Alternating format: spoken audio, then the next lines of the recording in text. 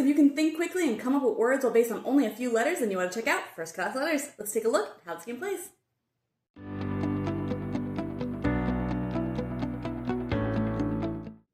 In this game, players are trying to score the most points by writing different words down throughout the 7 rounds. At the beginning of the game, players will roll the 3 main letter dice, and they will put those letters in alphabetical order in the 3 boxes on their sheet. So we have F, J, and Q, which is going to be a hard one because those are just telling you that you have to start a word with that letter in that particular line. For the rest of them, you can put any words in any lines, but at the end of the game, if your words are not in alphabetical order, you will have to cross off words until all of your remaining words are in alphabetical order in order to score your points.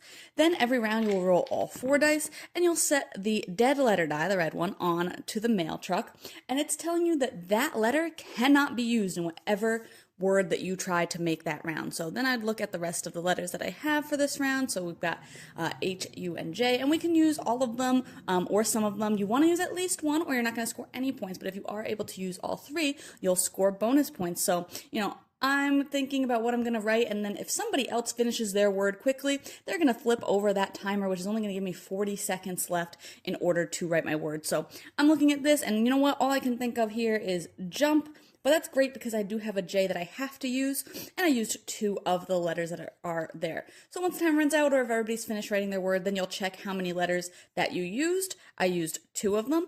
If you used all 3, you would get a check mark here for multiplier times 2 for your score. I didn't, so my final score here will be 2. You would also double check that you haven't used the dead letter for that round. Otherwise, you would score no points for that round. Then you'll just keep going and rolling those dice. And if you cannot think of a word or you write something and it ends up not being a word, you can check the dictionary. Then you'll just cross that line off as well, and that won't count towards your final score. At the end of the 7 rounds, you'll just add up all your points, and the player with the most points wins. You can also play on the other side here as the priority mail, and you'll still use that dead letter die, but you'll also every round roll 1 of the dice and put that here. Again, the dead letter you cannot use in the word for that round, but the other letter here, the priority letter, you must use in your word, or again, that word will not count for scoring. Same thing though, the player with the most points at the end of the 7 rounds will win. Overall, I thought this game was neat. I like word games. I like trying to formulate words. I thought that the dice were sometimes very difficult to use. If you had a Q and maybe you couldn't use an I, some of the first words that you're going to think of might not be able to be written for that round.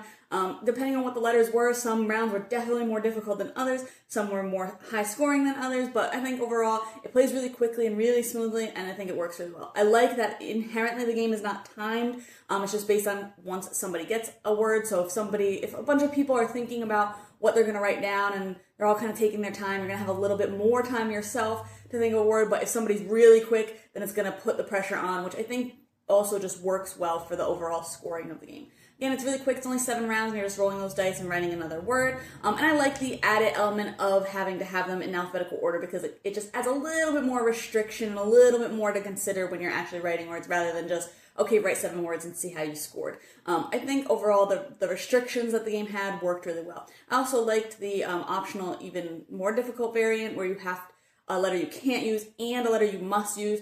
I thought that also just worked really well. So there is a little bit of variety in play overall, which I think is great for such a small game. I think it's really approachable and it'll be really enjoyed by a really wide audience. So if you think this sounds up your alley, you can check out my full thoughts on the blog today to decide if this one's for you.